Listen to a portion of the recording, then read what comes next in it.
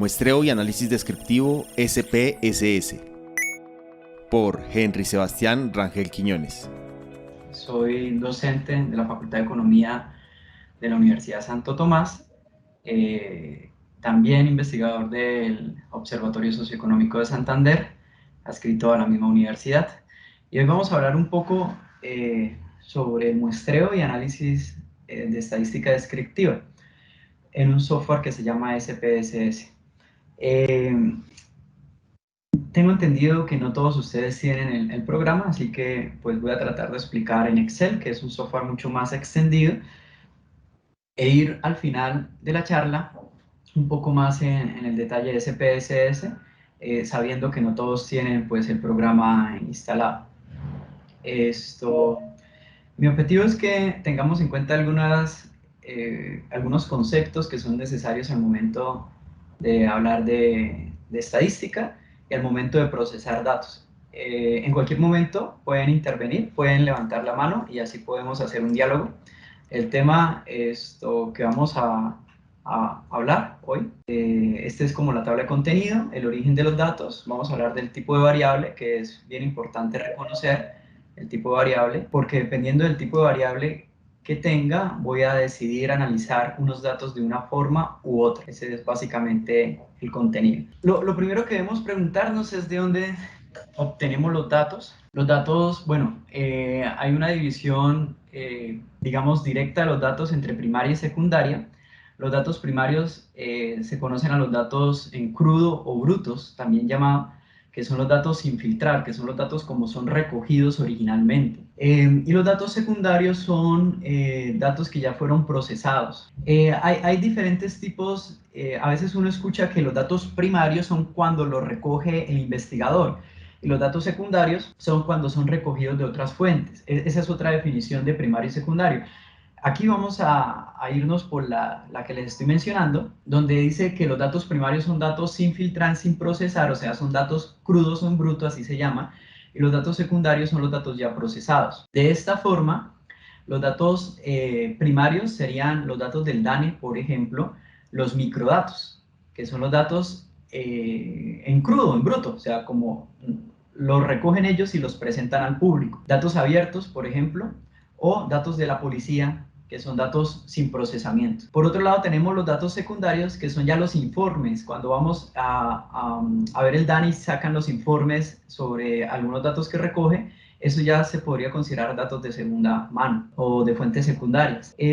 Muchos observatorios, la mayoría, bueno, no la mayoría, pero muchos observatorios se quedan acá en los datos secundarios, o sea, se quedan analizando las gráficas que ya les proporciona a algún otro observatorio o las gráficas que proporciona alguna fuente como el DANE o como datos abiertos, la policía, la Secretaría de Salud, de ese tipo, pero ya analizados, ya con la tabla, ya con la gráfica.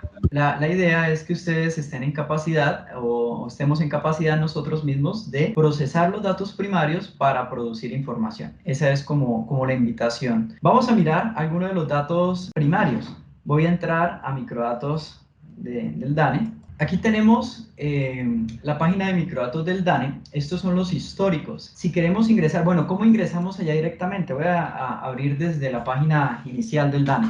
En el DANE tenemos servicios al ciudadano y acá tenemos en servicio a ciudadanos la opción de microdatos. Voy a abrir aquí la opción de microdatos. Y aquí viene, no sé si ustedes han usado antes esta opción de microdatos. Pueden levantar la mano las personas que han trabajado o han tenido oportunidad de consultar los microdatos del DANE por esta fuente. De pronto muchos no lo conocían. Los que no lo conocían les presento los microdatos del DANE. Están divididos en tres partes: economía, sociedad y territorio. En economía encontramos temas como comercio internacional, comercio interno, construcción, industria, mercado laboral, precios y costos, servicios, tecnología, innovación, transporte. En sociedad tenemos cultura, demografía y población, educación, gobierno, género, pobreza y condiciones de vida, salud, seguridad y defensa. En territorio tenemos ambiente, agropecuario e información regional. Aquí en este link encontramos como el enlace a las encuestas y los últimos datos que hay de las encuestas. Por ejemplo, voy a abrir aquí mercado laboral. En el mercado laboral nos dice, mire, información que pueda servir del mercado laboral la vamos a encontrar en estas encuestas. En la gran encuesta integrada de hogares, en la encuesta continua de hogares, en la encuesta de transición de la escuela al trabajo, en el módulo de tecnologías, información y comunicaciones, nuevos departamentos de la Amazonía y la Orinoquía, micronegocios, etcétera. O sea, todas estas encuestas contienen información que puede llegar a ser útil para las personas que trabajan en mercado laboral. Las que están marcadas en amarillo son las que tienen acceso libre, y las que están marcadas en gris deben ser consultadas desde algún punto del DANE. Ustedes van al DANE y pueden procesar los datos, y por medio de una solicitud pueden extraer los datos de las que están marcadas aquí en grisecito. Por ejemplo, en construcción tenemos muchos microdatos que están marcadas en gris. Eso quiere decir que no son posibles acceder desde la parte pública, desde acá. Voy a ir a microdatos, por ejemplo, la gran encuesta integrada de hogares, y aquí encontramos la gran encuesta integrada de hogares de enero hasta agosto. Pregunto, ¿ya han trabajado con la gran encuesta integrada de hogares? ¿Están familiarizados? Pueden levantar ahí la mano o pueden hacer algún comentario en dónde la han usado para sus trabajos. Alejandra, ¿sí? ¿La has usado antes? Sí, sí, sí la he usado, he tenido la posibilidad de usarla para hacer los boletines del observatorio. Perfecto. ¿Qué variables usas? Bueno, generalmente yo siempre desagrego las variables por sexo, porque me interesa analizar todo el tema de género, que es como uno de los fuertes, pero se mira todo el tema, pues generalmente que tiene que ver con las características, sí, como con la parte de sociodemográfica, de Ok. regiones, municipios, con todo. Perfecto. Entonces, por ejemplo, acá encontramos que la encuesta está dividida por algunos módulos que se llama vivienda y hogares, y acá encontramos las preguntas, las variables que son tenidas en cuenta. Ahorita vamos a hacer un trabajito de muestreo con estos datos para explicar la importancia del muestreo. Algo que tiene la HEISH es que está dividida por módulos, o sea que la persona contesta un conjunto de preguntas mucho más grandes que las que ustedes observan en el módulo. Por ejemplo, vivienda y hogares está acá, y aquí en vivienda y hogares creo que está que si tiene agua, que si tiene internet, entre otras características, pero en características generales es donde está el sexo. Entonces, para ustedes poder hablar de cuántas personas, si los hombres o las mujeres viven en mejores o peores condiciones, debemos hacer un enlace, un link, un merge que llaman, o un join, a partir de las llaves que son el directorio, secuencia y orden. Eso se sale un poquito de lo que vamos a hablar hoy, pero quería mencionarlo. La Heish está dividido en tres, o sea, tiene como tres divisiones. Área, que son las áreas metropolitanas que considera el DANE, si no estoy mal, son alrededor de 18, 16. No tengo el valor exacto, eso lo podemos mirar en alguna. Acá están, estas son las áreas, son 2, 4, 6, 8, 10, 1 11. Bueno, aquí tenemos 11 áreas metropolitanas, que toda esa información está aquí en áreas, y está dividida por módulos. Tenemos módulo de fuerza de trabajo, ocupados, desocupados. Esta es la encuesta que usa la mayoría de observatorios para calcular, observatorios como el ORMED, para calcular los indicadores de empleo, esos indicadores que se sacan mes a mes sobre la situación de empleo. Tenemos también la división de cabecera, que son la parte urbana de las ciudades, y tenemos el resto, que es la parte rural de las ciudades. Si ustedes pegan cabecera y resto, obtendrán pues el total nacional. Si trabajan con áreas, están trabajando solo con las áreas, con las ciudades de las áreas metropolitanas, ¿sí? O sea, con la parte urbana, donde más población hay, pero se obvia pues toda la parte rural. Esto se llama microdatos. Si yo quiero descargar los datos, aquí en obtener microdatos, voy a encontrar que los datos están en CSV, SPSS y DTA. CSV es un texto separado por comas que permite ser leído por muchos software. Lo lee un SPSS, lo lee un R, lo lee un Python, lo lee un Stata y lo lee el mismo Excel. Entonces, si se quiere trabajar en Excel, se debe descargar el formato CSV. Si se quiere trabajar en SPSS, que es el software que vamos a mostrar acá, al finalizar, se debe descargar esta extensión, y si se va a trabajar en Stata, se va a trabajar acá con DTA. Particularidades de los datos como estos, que son de primera mano, son datos que vienen sin procesar, entonces no hay agrupamientos. Les voy a mostrar cómo sale más o menos la base de datos. No hay filtros, se pueden hacer filtros, pero no hay filtros, no hay agrupamientos, están los datos en bruto. He descargado solo los de enero. Voy a abrir, por ejemplo, enero, áreas, características generales. Y así es que ustedes se encuentran más o menos. Entonces, mi idea hoy es que ustedes puedan medirse a hacer estudios de fuentes primarias. Esa es mi idea, ¿sí? Que dejen, o que sea solo una ayuda ir a fuentes secundarias, por ejemplo, las noticias, por ejemplo, ya los informes presentados, para dejar de contar lo que ellos ven, sino que armarnos un poquito de herramientas para poder producir nuestra información, pero información a partir de los datos que recogen organizaciones con mucho más músculo, en tanto dinero para recogerlo. Esta encuesta cuesta muchísimo, que de pronto un observatorio pequeño no pueda crear, ¿no? Entonces, esa es la invitación. Estos son la primera fuente de datos que quería mostrarles, son los microdatos del DANE. Acá encontramos, como les había comentado, 3 tipos básicamente de datos, de áreas que revisar. La primera es territorio, sociedad y economía. Esos son los datos. Ahora, podemos buscar datos en la página de datos abiertos. Vamos a mirar datos abiertos. Y no sé si han trabajado esta página de datos abiertos. ¿Quiénes de ustedes han trabajado esta página de datos abiertos, y de pronto qué variables han buscado, han recogido, qué experiencia tienen con esta página? ¿Alguien tiene alguna experiencia previa con esta página de datos abiertos? Bueno, datos abiertos, esto es como un repositorio de datos públicos, aunque no solamente encontramos datos públicos, un privado también puede subir datos. Pero las entidades como la policía, la fiscalía, las secretarías de los diferentes departamentos, ellas suben información de sus departamentos, y algunas alcaldías también, a esta página. Podemos ir, por ejemplo, acá descubre, y aquí encontramos los datos, algunos filtros para los datos que yo quiera buscar.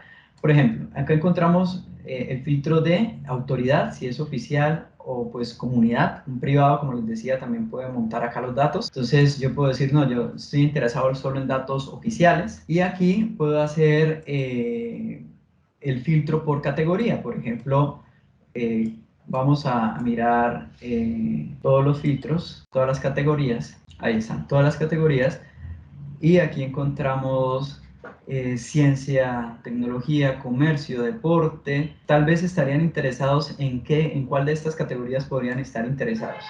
Justicia y derecho, minas, inclusión social y reconciliación. Vamos a entrar a inclusión social y reconciliación, por ejemplo. Entonces, acá tenemos unidad de servicio.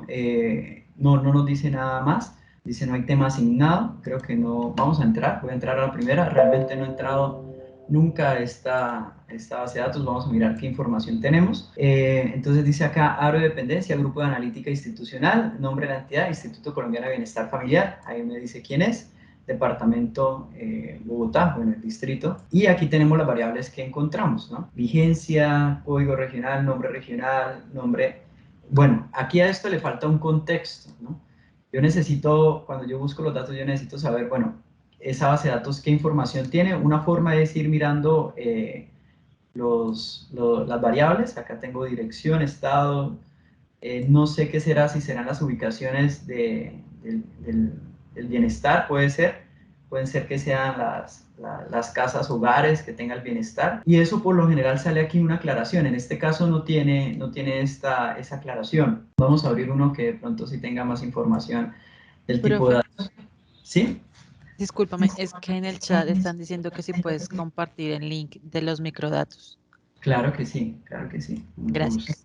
Ya vamos a el de los microdatos del DANE, perfecto. Ok, entonces acá dice, por ejemplo, iniciativas de memoria histórica acompañadas por el CNMH.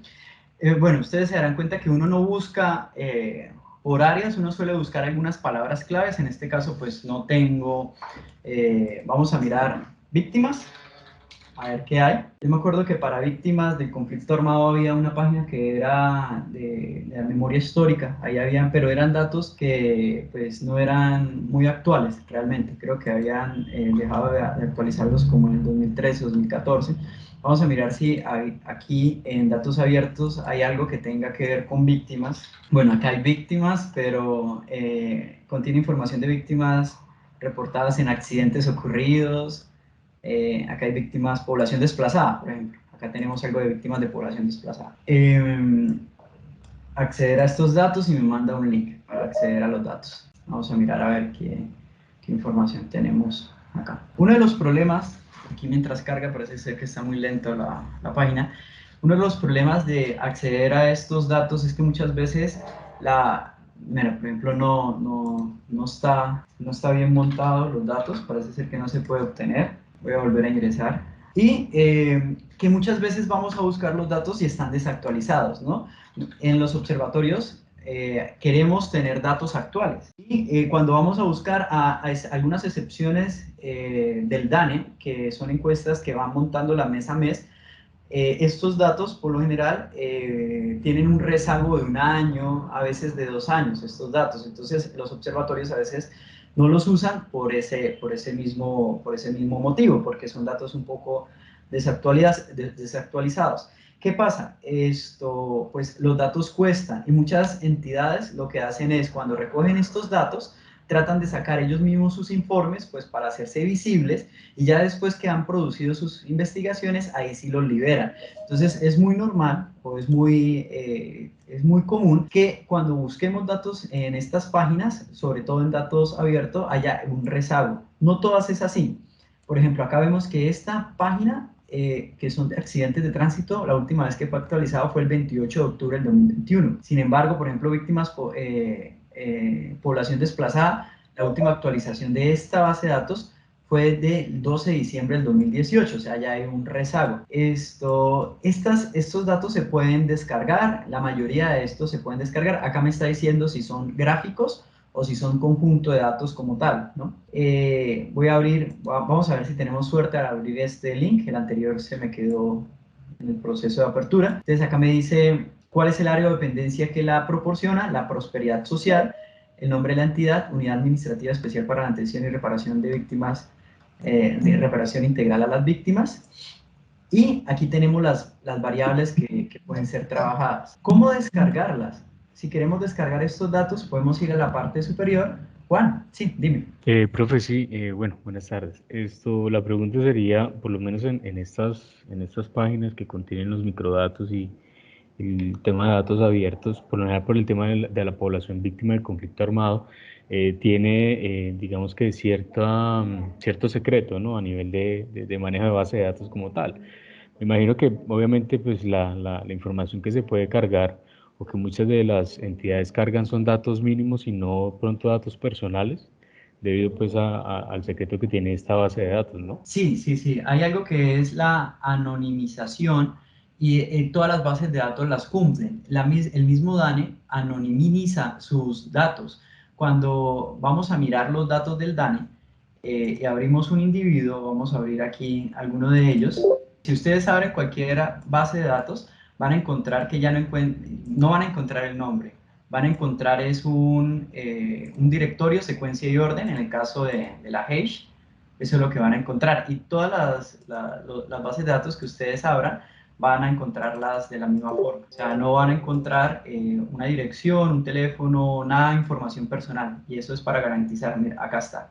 O sea, este es el ID de cada individuo, es este. Un directorio, una secuencia y un orden.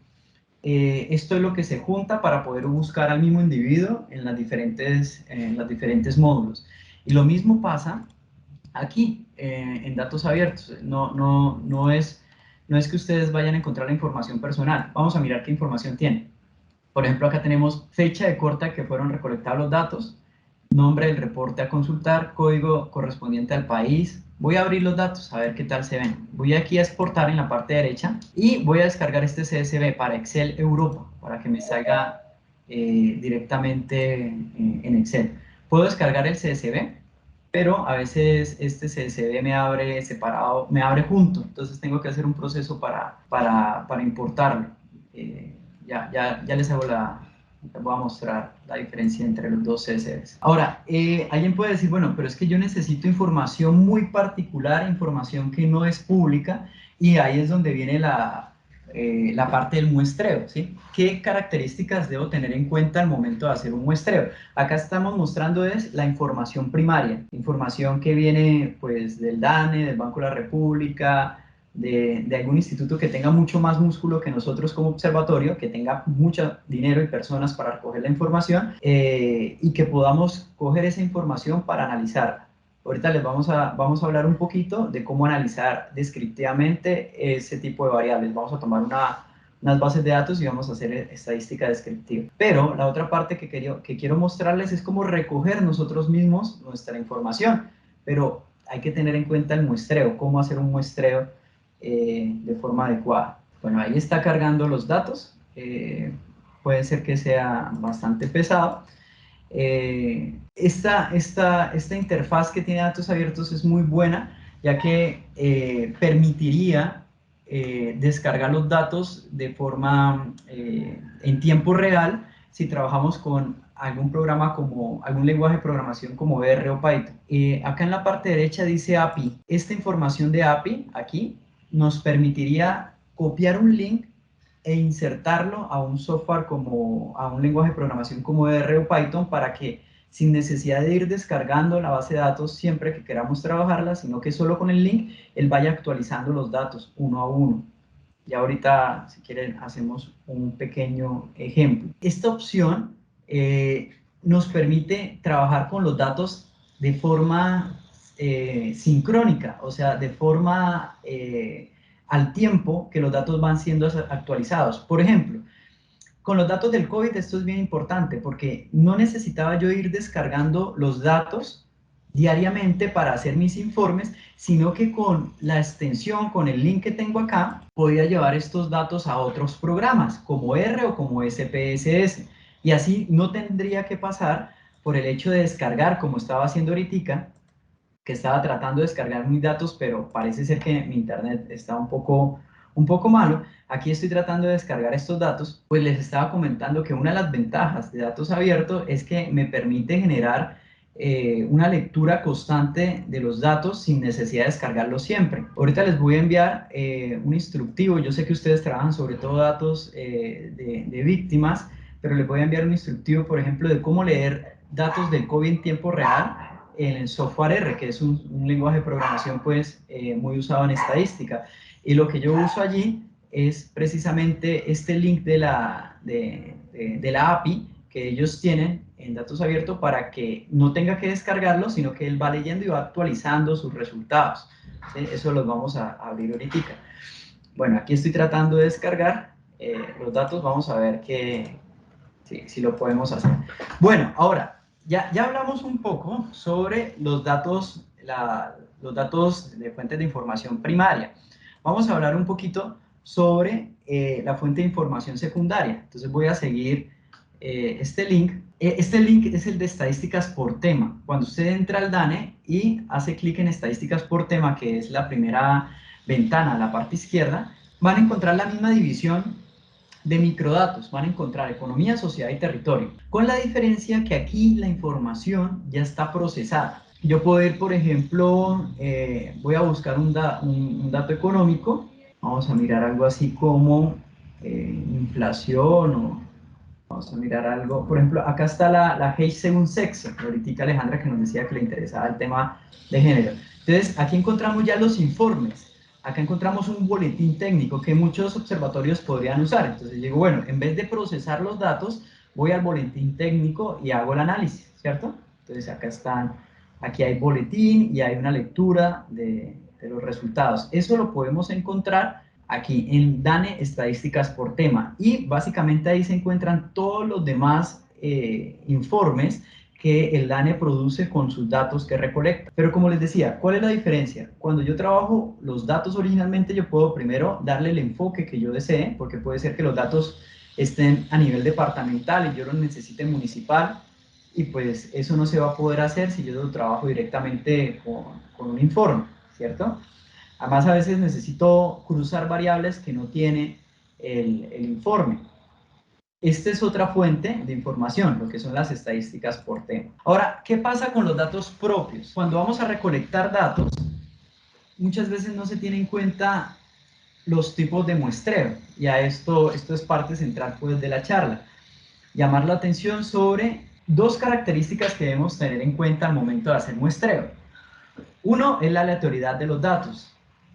Y dos, es el tamaño de muestra de los datos. Entonces, hay diferentes tipos de muestreos. Si yo quiero hacer una encuesta, digamos, yo quiero hacer una encuesta a las víctimas y tengo una base de datos de víctimas muy grande, pensemos que son 30.000 víctimas, y quiero hacer una encuesta sobre una política pública que se haya implementado en beneficio de ellos. Y yo digo, bueno, voy a enviar la encuesta a todas las personas y voy a esperar que ellos me contesten. Cuando yo hago ese tipo de investigaciones, muchas veces van a contestar solamente las personas que están contentas con el programa, ¿cierto? O a veces se puede recoger información de las personas que, pues, que no quedaron contentas con el programa.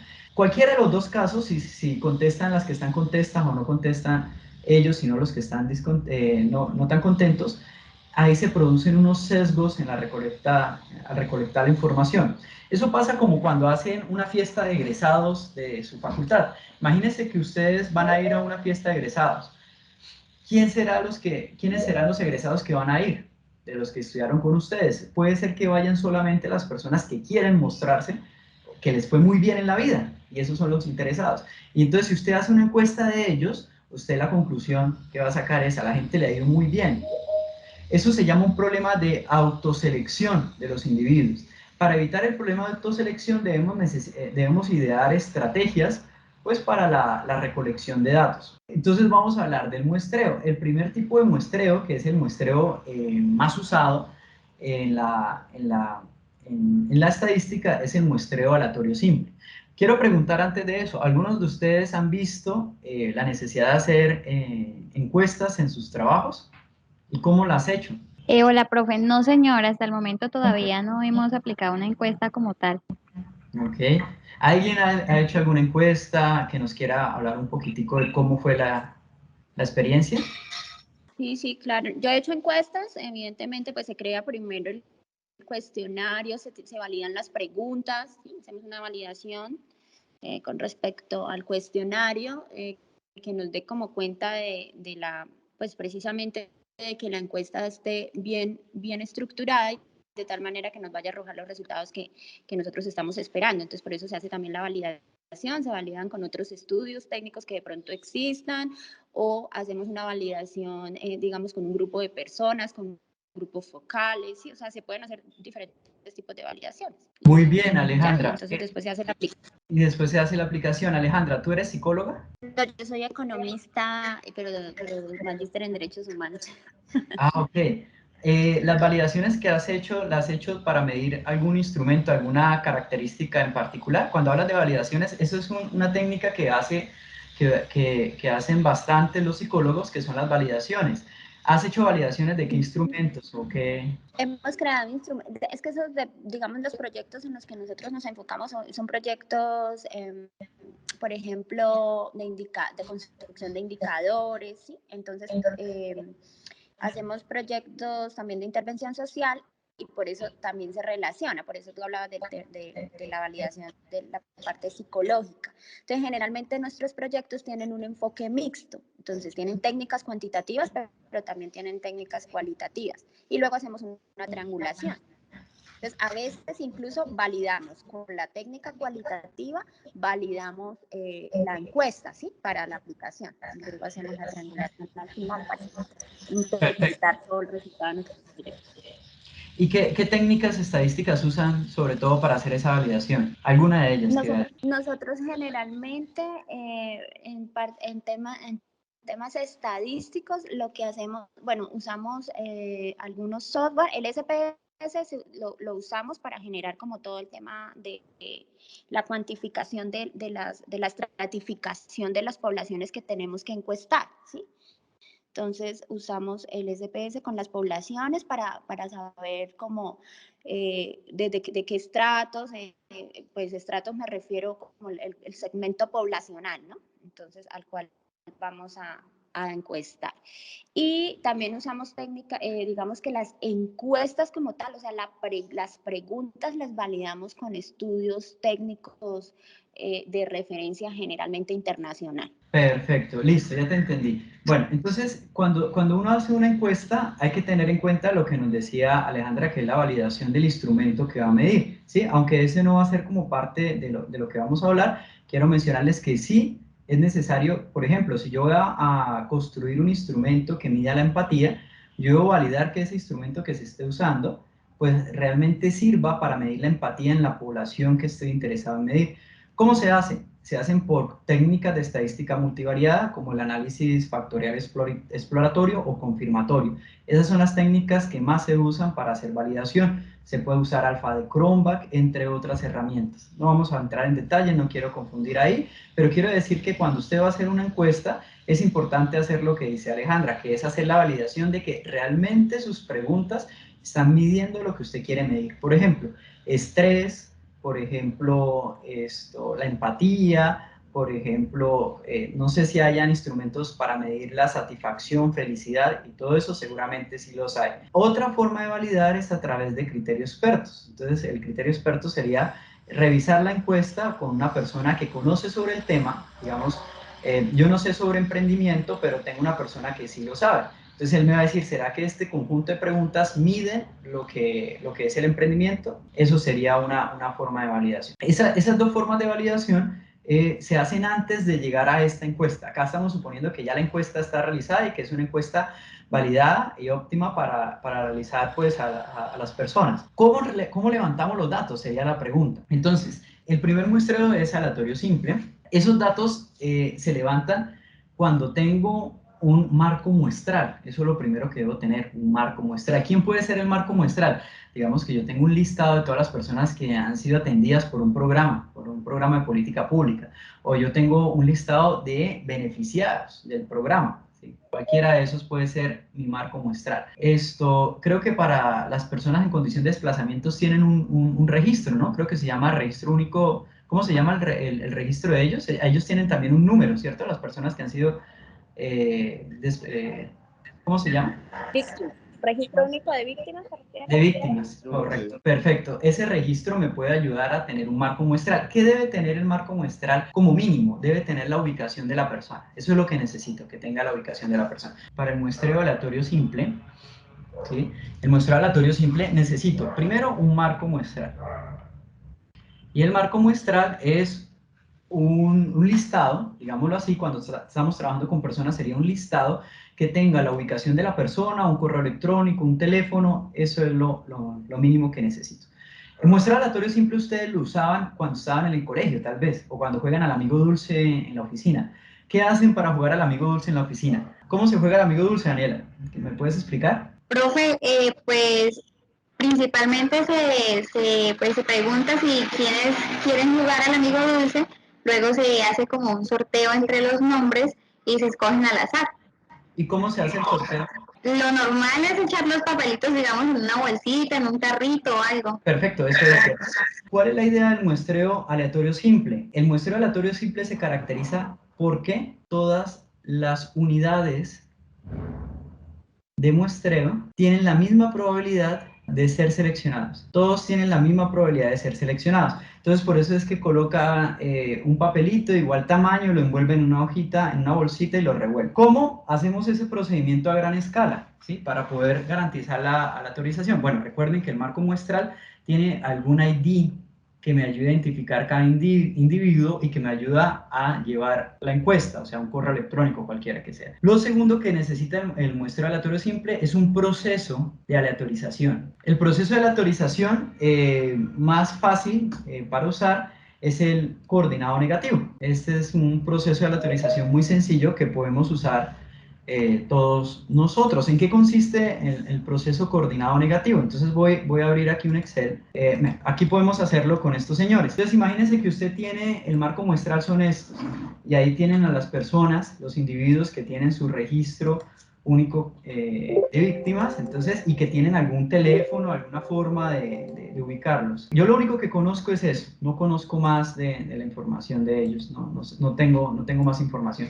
Digamos que con este número único yo puedo ir a ubicarlos a ellos. ¿Cómo se hace ese proceso de coordinado negativo para aleatorizar? Alguien dice, no, pues seleccionen los primeros. Puede ser que al seleccionar los primeros o al enviar la encuesta a todo el mundo, puede ser que pase lo que habíamos estado hablando hace unos segundos, que contesten solo las personas que le conviene contestar o que quieren mostrarse. Eso pasa mucho cuando usted hace una encuesta de egresados. Eso era lo que estaba comentando ahorita. Si usted envía una encuesta de egresados y quiere saber qué están haciendo sus compañeros, con mucha seguridad les van a contestar solo aquellos que están triunfando. Todos los que están en buenos cargos, los que están ganando muy bien, ellos contestan la encuesta y dicen, sí, yo gano tanto, hago tal cosa, y los que no le ha ido muy bien no quieren ser encuestados. Pero yo no quiero tomar la información solo de ellos, de los que le está yendo bien, yo quiero tomar la información representativa de una muestra que se parezca mucho a la población. Ese es mi objetivo. Entonces, por eso yo necesito un proceso de aleatorización. Y mi recomendación es, nosotros no somos procesos de aleatorización. Nosotros no aleatorizamos. Decimos, no, es que yo voy a la calle y hago la pregunta al que primero parezca. Ahorita hablamos de ese tipo de problemas. O yo voy a encuestar a los primeros. Imagínense que los primeros pueden ser... Los primeros de esa base de datos pueden ser todos los del año, no sé, voy a colocar acá un año cualquiera, 2011, ¿cierto? Resulta ser que todos los del 2011 pueden tener, todas esas víctimas pueden tener ciertas características en común, ¿sí? Y estoy olvidando entonces todas las demás, las de los demás años. Y alguien dice, bueno, pero entonces tomemos una partecita del 2011, una 2013, otra 2014. Bueno, eso es otro tipo de muestreo que ya vamos a hablar. Por el momento, digamos que yo no soy proceso de aleatorización, o sea, no sirve con que decir yo cojo al azar algunos. Eso no es al azar. Necesito realmente un proceso al azar. Y el proceso que yo les propongo se llama coordinado negativo. ¿En qué consiste este coordinado negativo? Entonces, el algoritmo de este proceso, recuerden que algoritmo es como la serie de pasos que hay que seguir para lograr cumplir sería 1. Generamos números aleatorios entre 0 y 1. 2. Ordenamos de menor a mayor esa columna, los números aleatorios, la columna de números aleatorios. Y 3. Seleccionamos los primeros, ahora sí, seleccionamos los primeros. Vamos a hacer, entonces, voy a tomar aquí, voy a escribir una columna aleatorio, y voy a colocar acá aleatorio. En mi caso, comandos random, está en inglés, pero en el Excel en español sería aleatorio, aleatorio o alea, creo que es. Marco Enter y acá ya produjo un número aleatorio entre 0 y 1. Estos números realmente no son totalmente aleatorios, son pseudo aleatorios, se llama, porque dentro del programa Excel hay un algoritmo que les dice a él más o menos cómo aleatorizar, pero cada vez que yo haga Enter, lo interesante es que cada vez que yo haga Enter aquí, el número va a cambiar. Voy a fijarlo, voy a copiarlo y voy a pegarlo. Y aquí ya tenemos los números aleatorios. Entonces ya cumplimos con la primera parte del algoritmo, que dice generamos números aleatorios entre 0 y 1. Segunda parte del algoritmo nos dice organice esta columna que fue generada aleatoriamente. Entonces voy a ir acá a organizar y voy a decirle desde el más pequeño hasta el más grande. Cuando él me pregunta si expando la sesión, le voy a decir que sí, porque yo quiero que me organice. Por ejemplo, si este individuo tiene el 088, quiero que me lleve a todo el individuo en el orden. Entonces le digo que sí. ¿Qué pasa? Me organizo desde el número más pequeño, este número muy pequeño, 0.40724, y este número es 0.030 y el 14, me organizo desde el más pequeño hasta el más grande. Ahora, estos números realmente son aleatorios y estos individuos son los que deberían ser seleccionados. Pero aquí viene otra pregunta que todavía no vamos a solucionar. ¿Cuántos debo seleccionar? Esa pregunta todavía no la vamos a contestar. Estamos introduciendo, pues, primero lo más importante es la aleatorización. Lo primero más importante es la aleatorización. Digamos que lo segundo va a ser el tamaño de muestra, que sea un tamaño de muestra óptimo. Entonces, esto sería un proceso de aleatorización. Alguien dice, no, pero es que yo voy a hacer encuestas. En una oportunidad me pasó que estaba trabajando para una consultoría de un departamento y querían hacer una encuesta para medir una política pública, así era. Y la política pública querían tomar unas muestras de hombres y mujeres, pero quería que fuéramos a los centros comerciales. Bueno, no es que eso fuera pensado desde el principio, sino que al principio se habló así, de recoger la información. ¿Cuál es el problema de recoger información en un centro comercial? Pues que todas las personas que no frecuentan centros comerciales, que tienen algunas características que los agrupa, por ejemplo, Si yo no voy a un centro comercial si me queda lejos, si es costoso, si no hay nada que me interesa. Todo eso tiene características que agrupa a las personas, y de tal forma que si yo estoy encuestado en un centro comercial solo estoy teniendo cierta información y es una información sesgada. Alguien puede decir, bueno, entonces para hacerlo más incluyente me voy a ir, en el caso de nosotros que vivimos acá en Bucaramanga, me voy a ir a Bucaramanga, al centro de Bucaramanga, y voy a hacer la encuesta, y la encuesta habla sobre percepción de inseguridad. Yo creo que ustedes entenderán que si me voy al centro de cualquier ciudad, donde el centro por lo general es muy peligroso, la percepción de seguridad de las personas que están ahí van a ser bien diferente a la percepción de seguridad que encontremos en todo el municipio, en todo el espacio que yo quiero medir. Y ahorita les muestro algunos trabajos que de pronto pueden tomar como guías para hacer un muestreo de ese tipo espaciales. Entonces, yo no puedo aleatorizar, yo no soy proceso de aleatorización, eso es lo que yo quiero decir, yo no soy proceso de aleatorización. Cuando yo tengo un marco muestral, repito, un marco muestral es como la ubicación de toda la población que yo puedo encuestar. Si yo tengo un marco muestral, yo no puedo escoger al azar y tampoco puedo darles la opción a ellos que se escojan al azar, porque ahí hay un problema de autoselección, lo que ya le habíamos comentado, ¿no? Claro, hay algunos problemas muy particulares donde no es fácil encontrar a la población, y es verdad. Por ejemplo, necesito encuestar a una persona que tenga una enfermedad muy extraña y no tengo un marco muestral. Entonces ahí se usan diferentes estrategias como la bola de nieve. Entonces yo digo, encuesto a una persona que tenga la enfermedad y seguramente esa persona conoce a otra persona que tenga su misma característica, porque esas personas se agrupan, ¿no? Se conocen, y ella me lleva a otra y a otra. ¿Qué pasa con ese tipo de muestreos? Se puede hacer, son muy usados en la parte de ciencias sociales, pero quiero decirles que ese tipo de muestreos no permite hacer inferencia. ¿Qué es inferencia? Es pasar información de la muestra a la población. Entonces, los muestreos de ese tipo no quieren decir que no sirvan, sí sirven. Los muestreos no probabilísticos sí sirven. Lo que pasa es que solo, digamos que esta es la muestra, y esta muestra fue levantada sin respetar pues las normas básicas o los principios básicos de aleatoriedad y tamaño de muestra mínimo. Esa muestra sí sirve, pero solo va a servir para hablar de ella. O sea, lo que se encuentra en esa muestra no podemos generalizarlo, no se hace generalización, no se hace generalización a la población. Eso quiero que lo tengan en cuenta.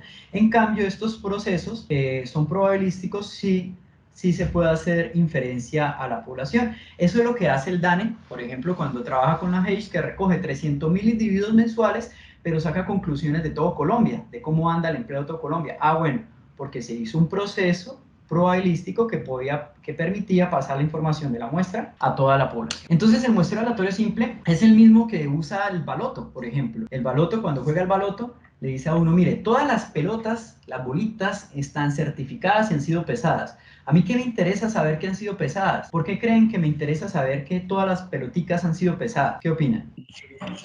Para que no haya fraude. Muy bien, para que no haya fraude, porque si hay una pelotica que es más pesada, pues no va a salir, ¿cierto? Pues lo mismo tenemos que tratar de garantizar en los muestreos, que no haya fraude, que no haya sesgo, se llama en este caso. Yo no quiero que haya un individuo que salga y otro que no salga, ¿cierto? No quiero callarlo a él. ¿Cómo no lo callo? Dándole una probabilidad diferente de ser seleccionada. Los muestreos que vamos a hablar hoy, todos tienen probabilidades diferentes de ser seleccionada, todos los individuos. Ninguno puede, digamos que usted está en una universidad, cambiemos a la universidad, y yo digo, voy a hacer la encuesta y la voy a hacer en la cafetería. ¿Qué pasa? Las personas que no están en cafetería en ese momento tienen probabilidad de ser seleccionadas. ¿En qué consiste? ¿En dónde está lo maravilloso, por ejemplo, de estas encuestas que hace el DANE? Que todos nosotros tuvimos probabilidad cero de ser seleccionados. De pronto, a mí no me ha encuestado el DANE nunca, aparte de los censos, ¿sí? Nunca me han encuestado en una encuesta particularmente de estas que hacen periódicamente, solo me han censado. Pero ¿qué pasa? En todas yo he tenido probabilidad de ser seleccionado diferente de cero. Lo que pasa es que es muy pequeña. Ahora, si hay una persona que vive en una población con baja densidad demográfica y aislado, esa persona tiene probabilidad diferente de cero, solamente que es muy pequeña de ser seleccionada. Otro tipo de muestreo es el muestreo sistemático. El muestreo sistemático es muy útil cuando yo no tengo un marco muestral. Se puede usar cuando no tengo un marco muestral. Imaginémonos que usted está trabajando en un punto de atención a víctimas, no sé si eso realmente exista, y que usted atiende diariamente a 1000 individuos que van allá por alguna razón y usted quiere saber algo de ellos, ¿cierto? Pero usted no sabe cuántos son los que van a entrar. Eso es como un banco o como una cafetería. Usted tiene la cafetería, pero usted no tiene el marco muestral de quiénes son sus clientes. ¿Les ha pasado eso? Que usted quiera hacer una encuesta, pero usted no tenga la información de quiénes van a entrar en ese momento. Eso es muy común. Entonces, digamos que usted está en una oficina atendiendo a las personas víctimas de algún suceso y quiere hacer alguna pregunta a ellos, pero por logística no puede hacerle la encuesta a todos. Se demoraría mucho, necesitaría muchísimas personas para hacer el muestreo, entonces no puede hacer la encuesta a todos. Entonces, el muestreo sistemático es una opción que podrían consultar. ¿Cómo se haría el muestreo sistemático?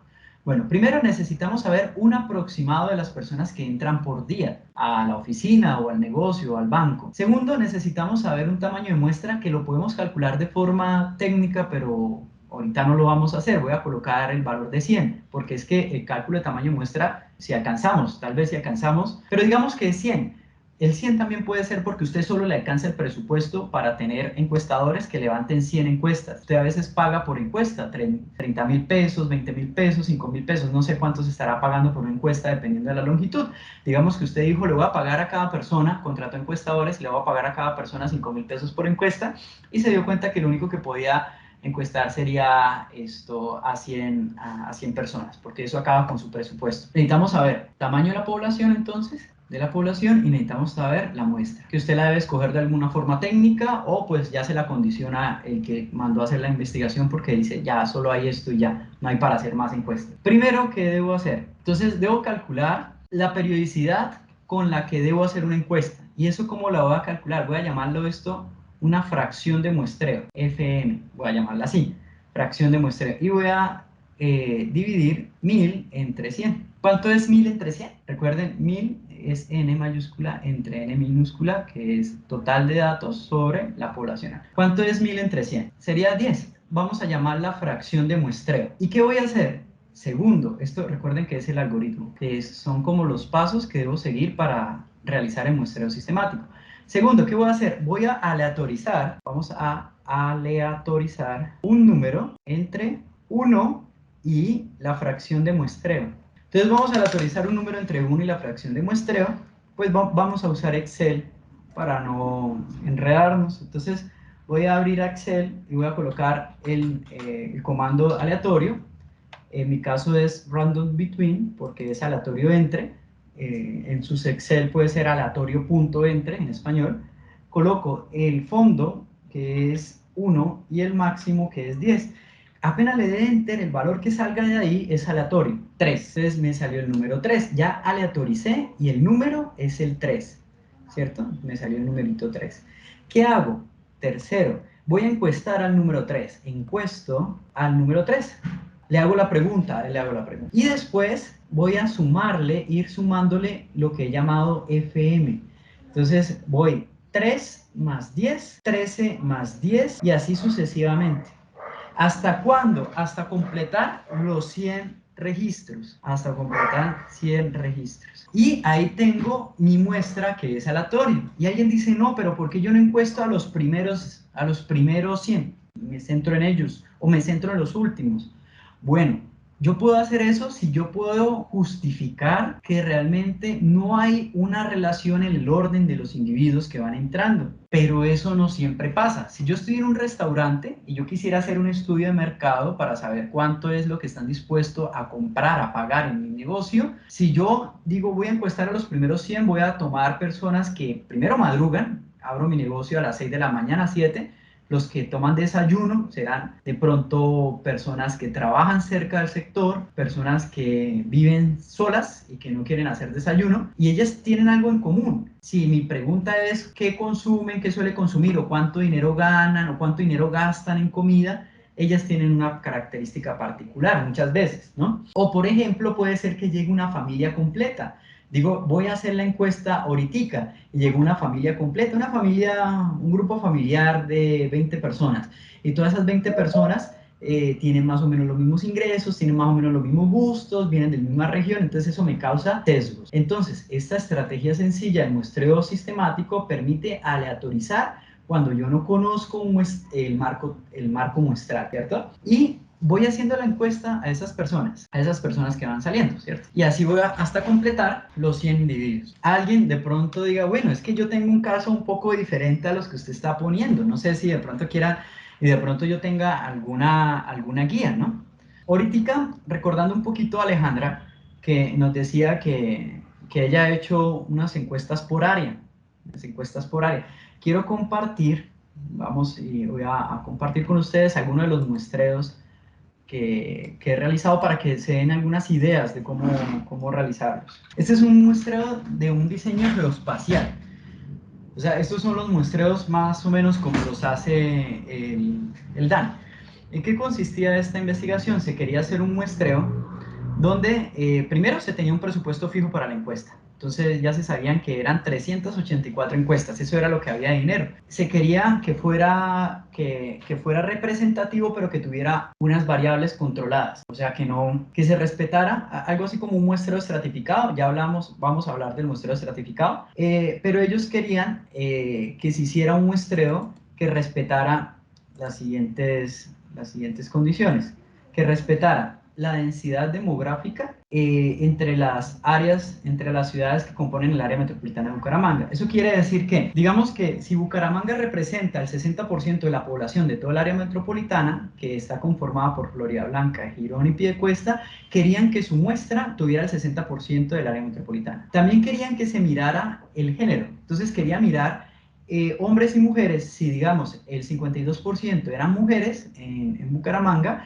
quería que a su vez la muestra tuviera el 52% de mujeres. Y también quería por grupo etario, quería que si según el censo de aquel entonces o los datos de proyección demográfica de aquel entonces, que ya ahorita les muestro en dónde se pueden sacar esos datos de proyección demográfica de aquel entonces, en Bucaramanga el 30% eran personas de 25 a 44 años, ellos querían que también su muestra fuera de igual proporción, o sea, personas del 30% de Bucaramanga que fueran personas de 25 a 44 años. La dificultad en dónde venía, esta tabla agregada era más o menos sencilla de calcular si uno tenía los datos del censo. Los datos del censo, ahorita lo vamos a mirar, se encuentran en el DANE, allá se encuentran las proyecciones para años futuros y también los pasados se encuentran. Las proyecciones pasadas. Lo más difícil venía aquí, en que ellos querían estratificar también por el estrato socioeconómico. Ellos querían, por ejemplo, que si Bucaramanga tenía una mayor cantidad de personas viviendo en estrato 3, que su encuesta también tuviera una mayor cantidad de personas viviendo en estrato 3, ¿sí? Y que si, por ejemplo, acá en Bucaramanga, Floridablanca tiene estratos altos. En Floridablanca encontramos Ritoque Condominio y tenemos varios estratos altos. Entonces ellos querían que también se viera reflejado eso en su muestra, que tuvieran mayor probabilidad de ser seleccionados los estratos altos. ¿Cómo se hizo? Bueno, entonces lo que empezamos a hacer fue una revisión de cada estrato, empezamos a dividir cada uno de los municipios por los barrios, y a cada barrio empezamos a imputarle lo que era el estrato. ¿Cómo hicimos esa imputación? Empezamos a mirar, eso lo hicimos con planeación, haciendo solicitudes a planeación, y algunos barrios que eran muy nuevos, lo que hacíamos era entrar a las casas de arriendos, a las empresas que arrendaban, y empezábamos a imputarle el valor, porque allá tenían que colocar qué estrato era la vivienda que arrendaban o qué vendían. Y así conformamos una gran base de datos con todos los barrios de Bucaramanga para la fecha. O sea, esto es del 2019. Y armamos esa base de datos. Después, entonces, necesitábamos entrar a aleatorizar. Y ahí es donde tal vez viene lo más interesante de trabajar interdisciplinarmente estos temas. Entonces, ¿qué hacíamos para aleatorizar? Entonces, lo que íbamos a hacer es dividir con un ingeniero civil, nos asociamos con un ingeniero civil para dividir el mapa de Bucaramanga por zonas. Y con un programa, en este caso usamos ArcGIS, ArcMap, que es parte de esos programas de georreferenciación.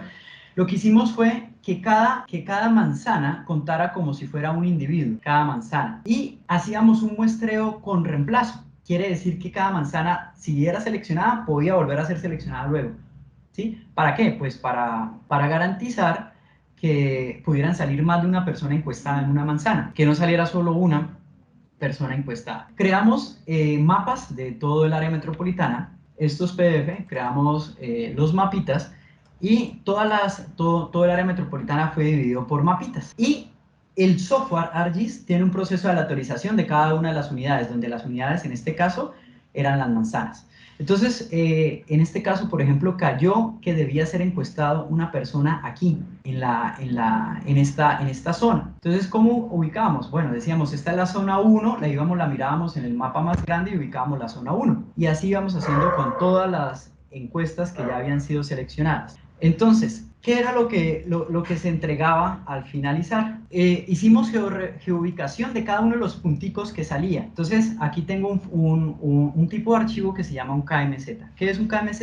Es una ubicación en el espacio, en un mapa. Y nosotros lo que hacíamos era, le entregábamos pues al cliente, aquí en Google Earth, le decíamos, mire, usted lo que va a hacer es, va a soltar el KMZ, estos son las personas de estrato 1 que tienen que encuestar y las va a botar aquí. Entonces ahí ya boté las personas de estrato 1 y aquí quiere decir entonces cuáles son las personas que van a ser encuestadas. Entonces va a decir acá, bueno, mira, aquí debo seleccionar a una persona encuestada, ¿no? ¿Qué estrato es? Ah, esta es de estrato 1. Entonces, ¿qué hacía la persona? Bueno, iba a la tablita y decía, bueno, Bucaramanga estrato 1. Entonces tenía que ir allá y preguntarle a alguna persona que viviera ahí o que saliera, que estuviera alrededor, pero afirmara vivir en esa ubicación que ya estaba en el mapa señalada, qué estrato era. Bueno, el estrato tenía que ser 1 porque era la ubicación, pero le iba a preguntar a él pues el sexo, el género, y le iba a preguntar la edad. Y con eso iba a hacer un checklist y decir, bueno, listo, ya cumplimos con una persona de 20 a 24 años, mujer de estrato 1 y de Bucaramanga. Pero ¿qué pasaba? Así todos los lugares que fueron encuestados tuvieron una probabilidad diferente de 0 de ser seleccionados. Si ustedes se fijan aquí en el mapa, vamos a mostrar el mapa, Bucaramanga, hay algunas partes muy aisladas, que alguien dice, no, yo no hubiese querido hacer la encuesta allá. Mire, aquí salieron, pero acá hay unos punticos rojos y todos tuvieron probabilidad de ser seleccionados. Esta persona acá se tuvo que haber hecho una encuesta, en todos estos punticos que están acá señalados se tuvieron que haber hecho encuestas, ¿cierto? Y eso lo que posibilitaba era realmente entender la concepción de un fenómeno a nivel demográfico sin haberlo sesgado, por ejemplo, por el lugar donde vivían los encuestadores. Porque a veces se puede pensar, no, pues usted haga la encuesta en su barrio, usted haga la encuesta en sus amigos, envíela por WhatsApp. El problema es que no es aleatorio, al no ser aleatorio, pues eso causa algunos sesgos en la encuesta. Este es un muestreo por áreas que se puede implementar. El muestreo estratificado se usa bastante, muestreo estratificado. Muestreo aleatorio, eso se llama muestreo aleatorio estratificado. El MAE. El muestreo estratificado se usa bastante cuando, primero, los estratos ¿qué son? Son divisiones, son particiones de la población, eso es un estrato. Pero los estratos deben ser conformados por el investigador. Los estratos lo hace el investigador, lo conforma. ¿Cuáles son los estratos más comunes? Los estratos más comunes son los estratos socioeconómicos, las edades, rango de edades por rango, el sexo, las ciudades. Esos son algunos de los muestreos más comunes, de los estratos más comunes. ¿Qué debo garantizar yo como investigador para hacer un estrato, para crear un estrato? ¿Siempre se debe estratificar por sexo? No. ¿Siempre se debe estratificar por estrato socioeconómico? No. ¿De qué depende el estrato? Primero, todas las encuestas, todas las investigaciones tienen una pregunta de interés. Yo sé que hay encuestas multipropósitos. Hay preguntas en una encuesta que son más importantes que otras preguntas. Entonces, digamos que mi pregunta más importante es una variable como el dinero que ha recibido en una política pública. Digamos que esa sea la pregunta más importante, el dinero recibido.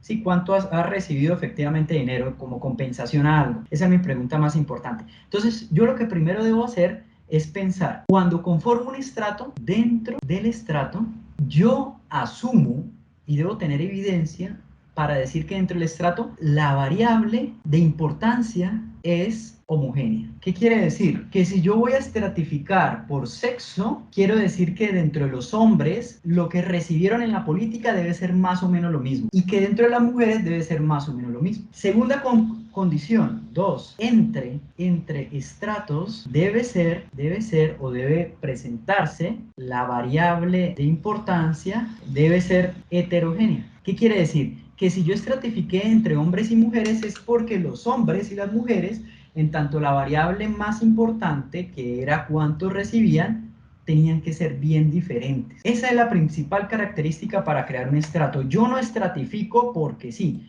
yo estratifico porque la variable más importante es homogénea dentro de mi estrato y es heterogénea entre estratos. Por eso, muchas veces en los estudios socioeconómicos, la variable más importante para estratificar es el estrato socioeconómico, porque precisamente el estrato socioeconómico implica que todas las personas que dicen ser de estrato 1, por catastro, tienen similares características socioeconómicas. En eso consiste la estratificación. El muestreo estratificado debe garantizar que dentro de cada estrato la variable de interés se comporte más o menos igual.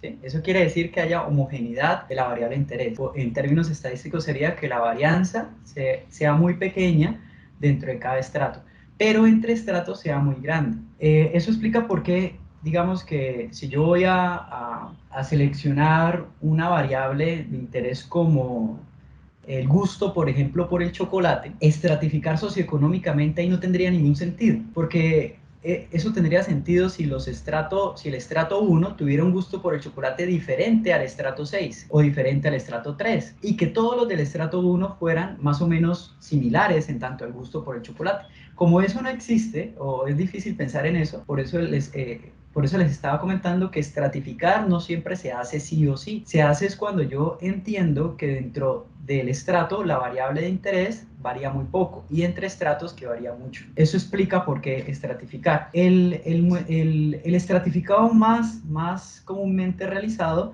es aquel que mantiene las proporciones de la población similares a las de su muestra. ¿Cómo así? Que si en la población el sexo, voy a colocar acá hombre-mujer, hombres son 48% en la población y un 52% lo hay en las mujeres. Si esto es a nivel poblacional, yo quiero que a nivel muestral también pase lo mismo, que a nivel muestral sea más o menos es el mismo porcentaje. Ese muestreo, esa partición se llama partición proporcional al tamaño. No es la única, pero es la más común. Hay otras particiones que se hacen dependiendo de la variabilidad. Por ejemplo, si hay un estrato donde varía muchísimo sus resultados, las personas en ese estrato varían muchísimo, el tamaño de muestra para ese estrato debería ser mayor que el de los demás, porque mayor variabilidad implica mayor tamaño de muestra. Es, por ejemplo, lo que sucede con nuestra sangre. Nuestra sangre es homogénea, más o menos. Toda la sangre tiene más o menos la misma característica, por eso necesitamos un poquito de sangre. Pero para poder saber sobre mi condición necesitamos solo un poquito de sangre, no necesitamos mucha sangre. En cambio, si yo voy a hablar sobre una variable que sea muy dispar, por ejemplo, los salarios, si les voy a preguntar en la calle, esa variable necesita muchísimos datos para poder hacer el muestreo. ¿Por qué? Porque hay mucha variabilidad. Esos tipos de muestreo, en el muestreo estratificado se puede ajustar para que el tamaño de muestra dentro de cada estrato también varíe dependiendo de la variabilidad de la variable más importante, pero la forma más común de observarlo es un proporcional al tamaño. En la misma proporción que está el estrato a nivel poblacional, quiero que se vea a nivel muestral. Bueno, y acelerando esto, porque hay varias cositas que me gustaría mostrarles, vamos a hablar de... ¿cómo se hace el muestreo estratificado? Me faltó decirles. ¿Qué se hace en el muestreo estratificado? En el muestreo estratificado yo hay que consultar todos los estratos. O sea, hay que hacer un censo entre todos los estratos. Ningún estrato deja de recibir encuestas, pero hay que hacer una muestra dentro del estrato. Si yo estoy estratificando por estrato socioeconómico, todos los estratos socioeconómicos deben ser censados, o sea, al menos una observación debe venir del estrato 3, al menos una del 4, del 5. ¿Por qué al menos una? Porque si yo lo consideré como un estrato es porque en la población existe, y si en la población existe debe tener un peso diferente de 0 cada uno de los estratos. Pero dentro de cada estrato no se hace censo, se hace un muestreo, se selecciona aleatoriamente algunos. Y el otro muestreo que se parece mucho a este es el muestreo por conglomerados. La diferencia es sutil entre un conglomerado y el estrato. El conglomerado lo crea no el investigador, por lo general el conglomerado se da de forma natural. Conglomerado es creado naturalmente,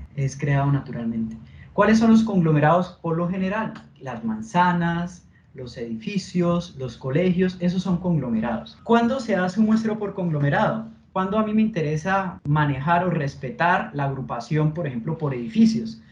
Cuando dentro de cada conglomerado hay heterogeneidad, pero entre conglomerados hay homogeneidad.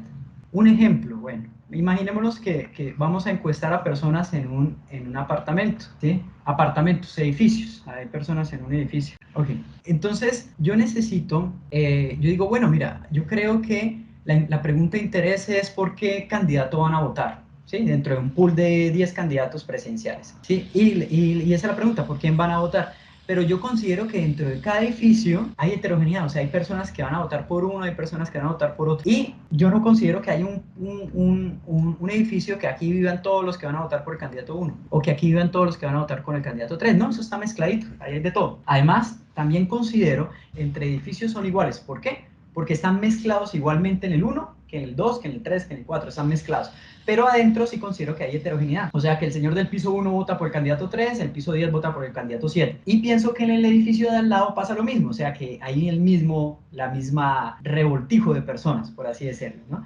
Entonces, eso quiere decir que dentro de cada conglomerado hay heterogeneidad, pero entre conglomerados hay homogeneidad. En ese caso es muy útil usar el muestreo por conglomerados. ¿Qué se hace en el muestreo por conglomerados? En el muestreo por conglomerados, primero, se debe saber cuánto es mi tamaño de muestra. Digamos que yo quiero encuestar a 200 personas. Si yo quiero entrevistar a 200 personas, lo primero que voy a hacer es aleatorizar. Aleatorizar, así como lo explicamos en el aleatorio simple, un coordinado negativo. Aleatorizar, y el primer individuo que salga, digamos que salió este edificio, el edificio 5, va a ser encuestado, todo este edificio. Si en este edificio viven 150 personas, entonces me quedan solo 50 personas por encuestar, porque dentro del edificio hago censo. Esa es una diferencia del otro muestreo. Aquí, dentro del conglomerado, hago censo, o sea, le pregunto a todas las personas la pregunta que le vaya a hacer. No hago un muestreo. ¿En dónde hice la aleatorización? Entre conglomerados aleatoricé, y me salió que el primer conglomerado era este, entonces a este hago censo. A diferencia del estratificado, en el muestreo estratificado, si salía que iba a ser una encuesta al estrato 1, ahí iba a ser una muestra, no iba a ser censo dentro del estrato 1, iba a ser una muestra. En cambio acá es contrario. Ahora, ¿qué pasa con los 50 restantes? Bueno, en el siguiente salió que el primer conglomerado, después de hacer el coordinado negativo, que era el proceso de lateralización que explicamos, salió que el siguiente era este. Entonces a esto hago censo hasta llegar a 50, a este tipo de edificios, hasta llegar a 50 y completo los 200 y checklist cumplido. No quiero entrar más detalles porque creo que hay otras cosas que también son necesarias hablar. Yo sé que ustedes están en un proyecto, la profesora Margin me había comentado que hay un proyecto y que la idea de esta capacitación era que tuvieran algunos fundamentos básicos para saber cómo analizar las variables de ese proyecto. Pero tenía que hablar antes de eso de dónde vienen los datos, ¿no? Pues si van a hacer de un muestreo, tenía que hacerles entender que el muestreo debe ser por lo menos aleatorio, para que no quede sesgado. Y también quería explicarles que es preferible trabajar de datos primarios que datos secundarios, o sea, datos ya procesados, ¿sí? Esos eran los dos mensajes que les quería dejar en la primera parte. Ahora, bueno, vamos a la segunda parte. Cuando ustedes hacen una encuesta o cuando recogen los datos, van a tener esta división de variables. Esta es una división a grosso modo. Las variables se dividen entre cualitativas y cuantitativas. Las variables cualitativas son las que describen una característica, por eso también son llamadas variables categóricas. ¿A mí por qué me interesa saber el nombre de la variable?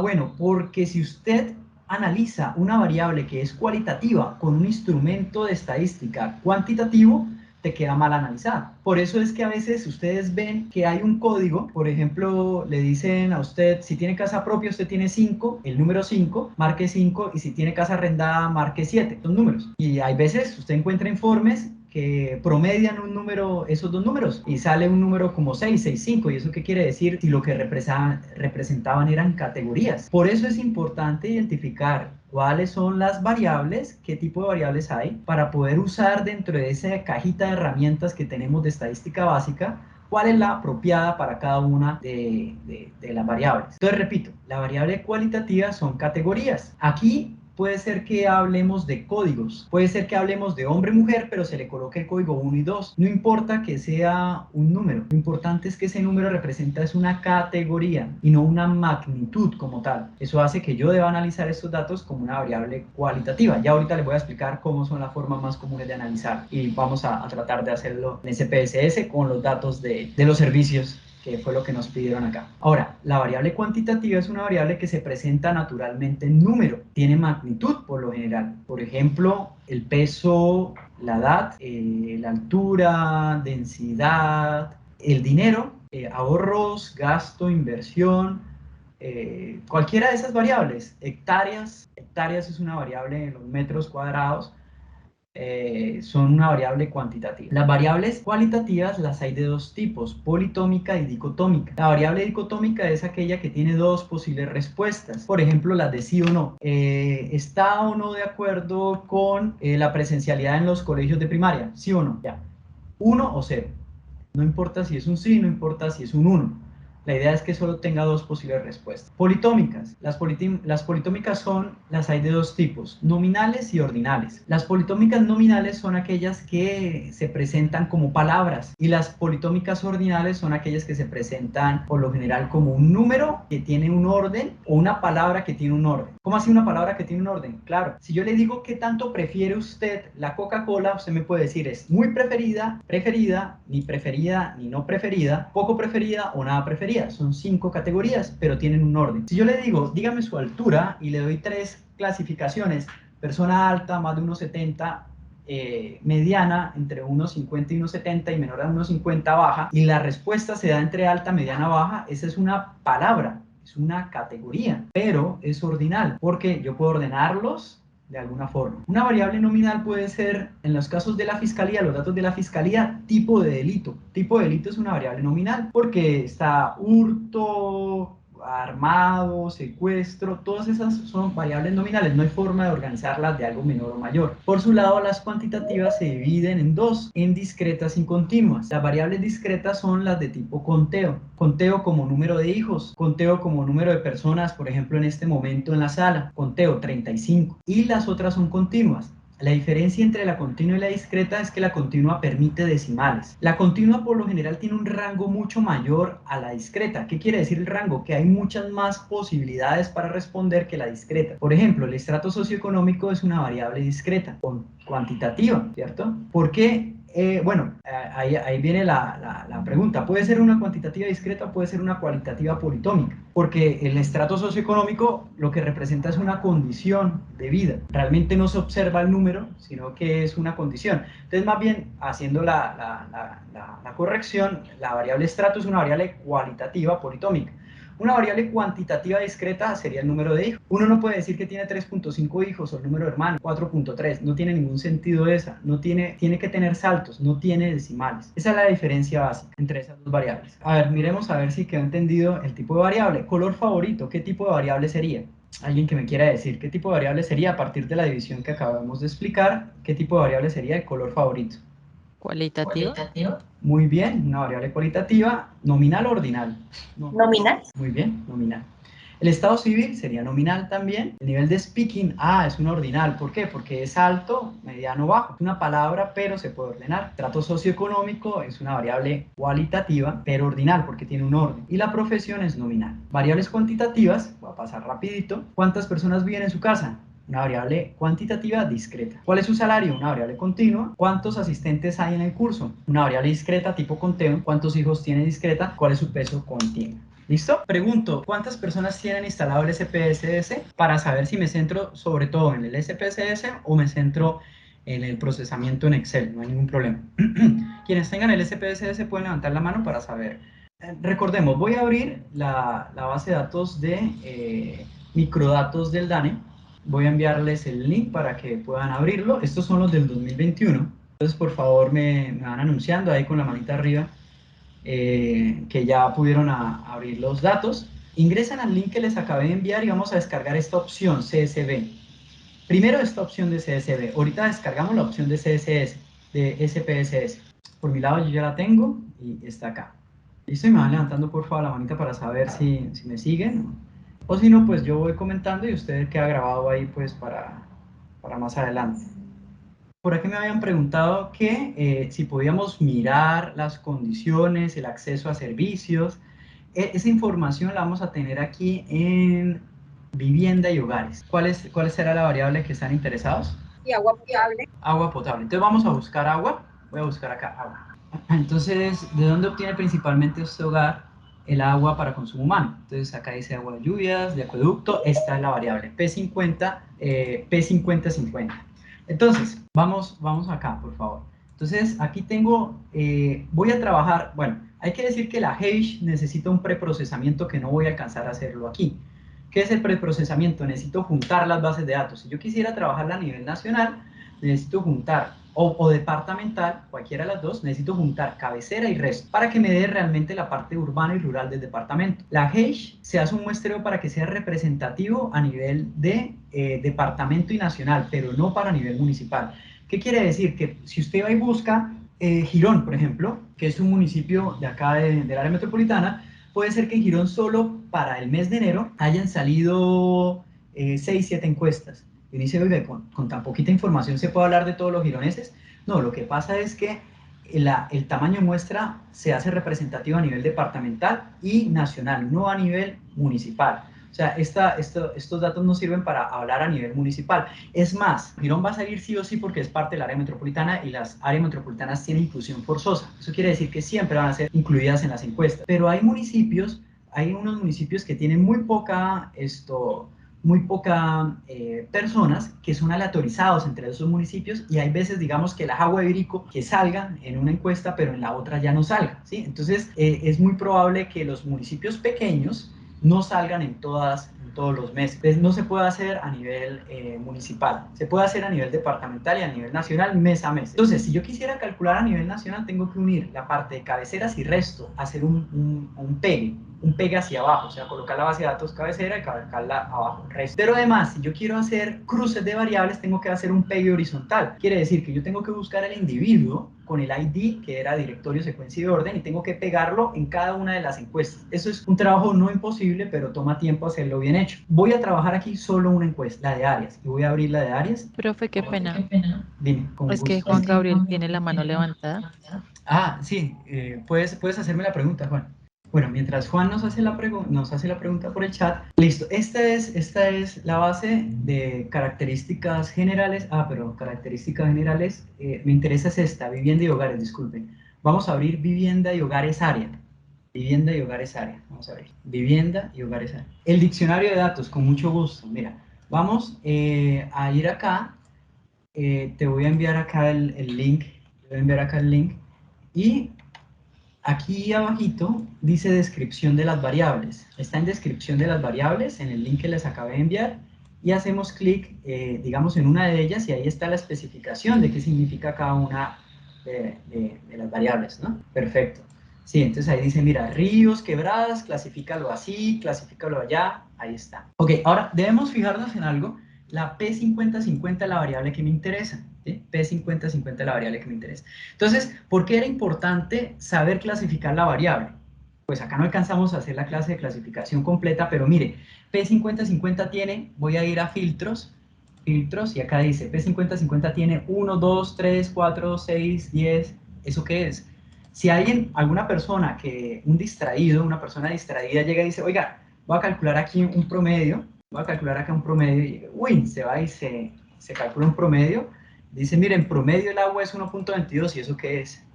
No, cuando la variable, en este caso, ¿qué tipo de variable es? Pregunto. Cualitativa, ¿no?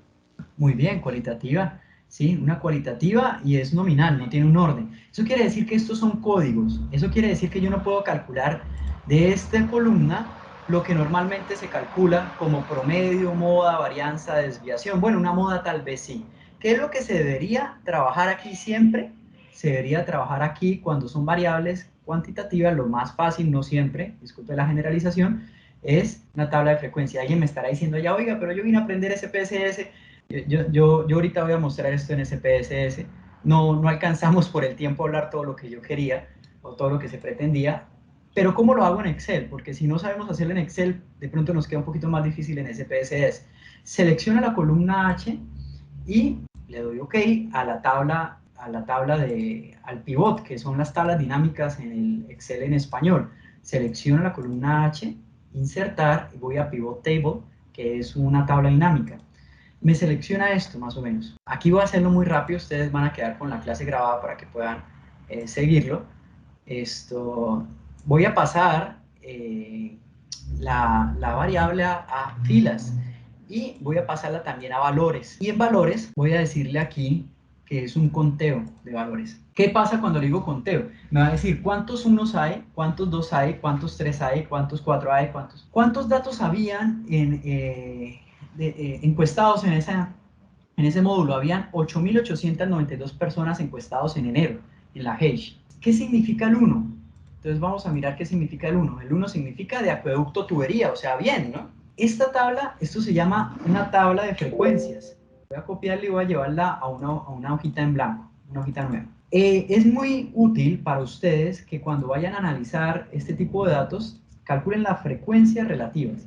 ¿Qué son las frecuencias relativas? Es, bueno, el valor dividido entre el total. Eso me ayuda a darme una idea del porcentaje de personas, ¿no?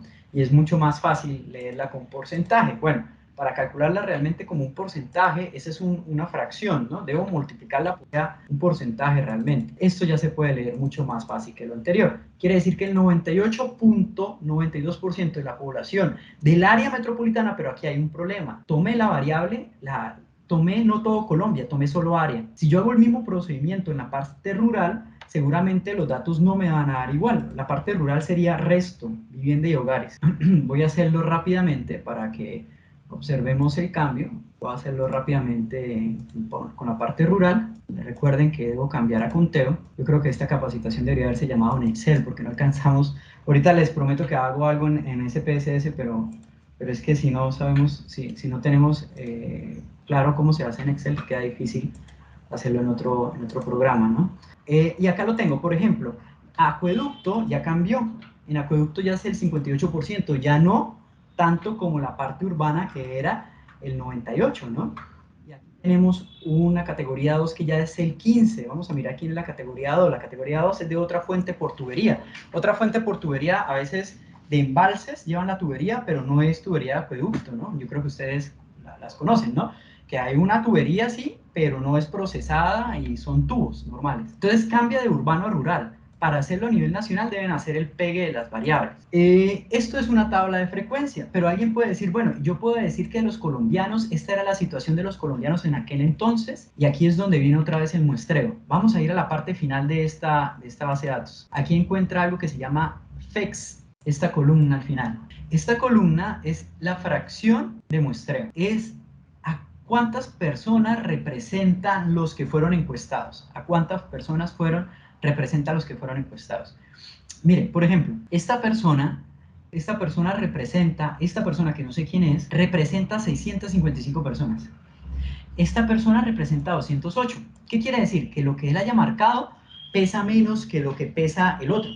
¿Por qué puede ser eso? Ah, bueno, es que puede ser que el que tiene aquí 700 o 600 es una persona con características más populares en la población que estoy estudiando que la persona que representa solo 208. Este factor de muestreo debe tenerse en cuenta cuando hago las interpretaciones para pasarlas a nivel poblacional, porque todo lo que yo concluya queda a nivel muestral. O sea, si yo no le aplico el factor de muestreo como en esta conclusión, yo lo que puedo decir es que el 98% de las personas encuestadas, casi 99, 98.92 de las personas encuestadas en enero del 2021 en la Heish tienen agua con tubería de alcantarillado, ¿cierto? Pero este porcentaje puede cambiar cuando yo le calculo el factor de expansión. ¿Cómo aplico el factor de expansión?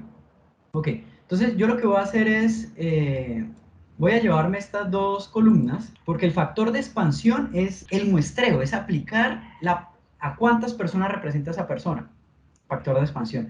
Voy a aplicarlo, entonces ¿qué hago? Tomo la variable que quiero expandir y el factor de expansión y me lo llevo a una columna. Aquí me lo llevo a una columna.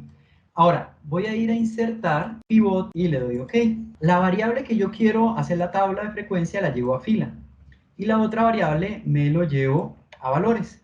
Y aquí aparece suma, la dejo como suma. Ahora sí hay que hacer una suma, no hay que hacer una cuenta. ¿Por qué? Mire el valor que me dio aquí. Antes me daba 8.000.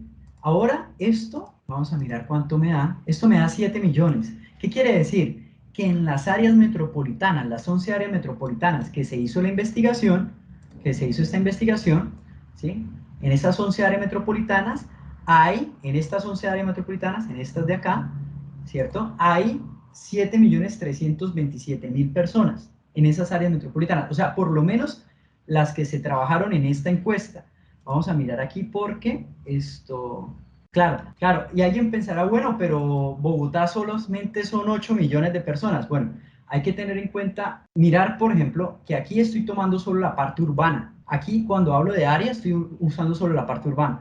Para calcular a Bogotá cuánto les corresponde, y a todos tengo que unir cabecera y área. Acá estoy solo usando la parte urbana de las ciudades. Entonces, por eso es que me da 7 millones. Ahora sí puedo hacer la división y mirar y decir, por ejemplo, el 98, mira que cambia un poquitico, 98,87. Y para la siguiente vamos a mirar cómo cambia. 0.014 cambia un poquitico, pero aquí ya tengo incluido lo que es el factor de expansión. Ahora, bueno, como el curso, como el taller se llamaba SPSS, vamos a abrir SPSS y les voy a mostrar las ventajas de trabajar con SPSS.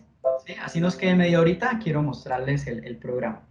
Es un programa diseñado para ciencias sociales, o sea, así como hay R, que es diseñado para estadística, o sea, el software, lenguaje de programación R es especialmente para estadística, Python, que es multipropósito, pero actualmente se está usando muchísimo para machine learning y todo lo que sea redes neuronales. SPSS se usa muchísimo para psicología, para trabajo social, para la misma economía, para todo lo que sea ciencias sociales. En economía tenemos Stata, que es el más usado, más usado por los economistas, pero no quiere decir que sea el más adecuado para todas las situaciones.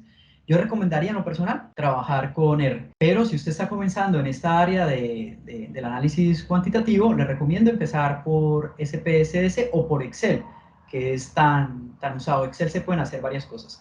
¿Por qué hay que usar un software como SPSS en vez de Excel cuando ya voy llegando a un nivel más avanzado? Resulta ser que Excel tiene un tope de datos, algo así como 1000, ahí están. Este es la última fila de Excel, 1.048.576 filas.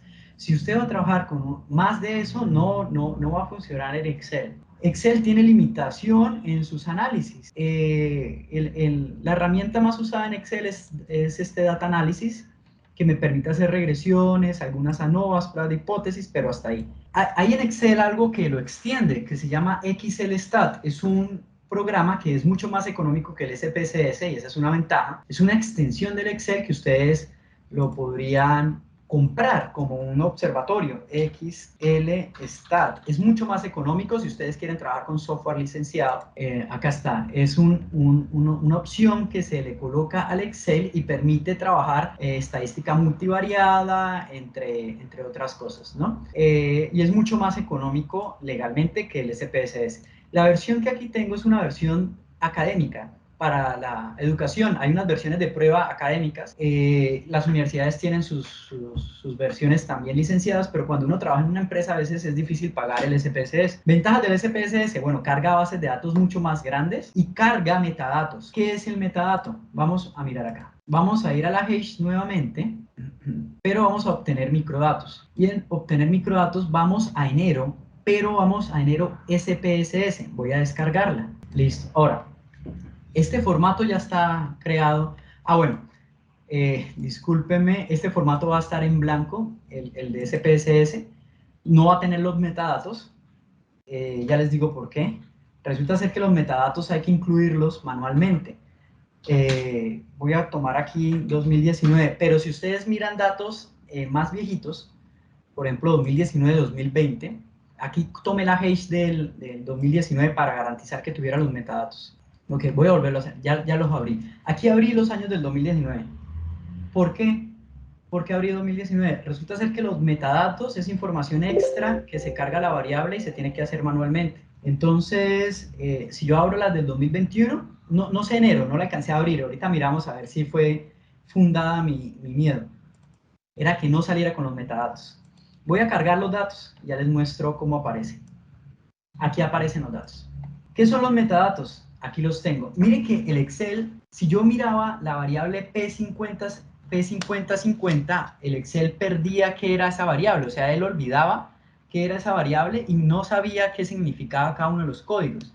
En cambio aquí, si yo voy y miro la variable P6450, Él me dice qué tipo de variable es, numérica o cadena. Cadena es la misma cuantitativa, cualitativa, en ese caso, ¿sí? Si es una palabra, la anchura, decimales, me dice qué es la etiqueta. Entonces yo aquí sé, sin necesidad de ir al diccionario, qué variable es esa. Entonces me dice, mire, P6450 es el contrato, si es verbal o es escrito. Y además me dice los valores.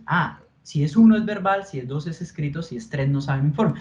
O sea, es mucho más sencillo trabajar con los datos en SPSS cuando yo trabajo datos del DANE. Voy a abrir, a ver si era fundado mi miedo o no. Voy a abrir los datos de enero del 2021, a ver si realmente no estaban cargados, ¿no? Es posible que no estén con la información complementaria. Aquí lo tengo. Este es enero del 2021. Efectivamente no está con la información complementaria. Mira que no está la etiqueta, no está el valor, ¿cierto? Esa es una de las ventajas de SPSS. ¿Cómo hago lo mismo que hice ahorita? Voy a ir a analizar, vamos aquí a analizar, y aquí vamos a decir frecuencias, vamos a marcar analizar estadístico descriptivo, y vamos a marcar frecuencias. Y yo digo, bueno, ¿yo qué quiero calcular? Quiero calcular las frecuencias de una variable cualquiera, voy a calcular estas. Voy a hacer clic en estadísticos. Aquí me permite calcular muchas otras estadísticos que ya no alcanzamos a hablar de todo eso. Vamos a mirar gráficos. Voy a decir que me calculo un gráfico de barras porque es una variable cualitativa. Él separa las cualitativas por colores y la que tiene una reglita te dice que es numérica. O sea, él mismo te ayuda a identificar la variable para que tú puedas escogerla bien. Le vamos a dar a aceptar y vamos a esperar unos segunditos. Ya les voy a mostrar, estas son las salidas. Ahí está, ya salió.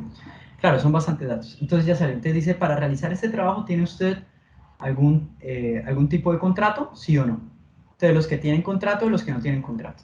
¿Sí? Solo, por ejemplo, aquí en este tipo de resultados uno se pellizca, ¿no? Como que dice, ¿cómo así que el 60% de la población más o menos sí tiene contrato y el otro 40% no tiene contrato, sí está trabajando, ¿no? Y aquí te da una gráfica que puede ser editada. Tú le puedes editar con doble clic, la puedes editar, le puedes cambiar colores, le puedes colocar le puedes colocar nombres, se pueden hacer muchas cosas que por el tiempo lamentablemente ya no alcanzamos.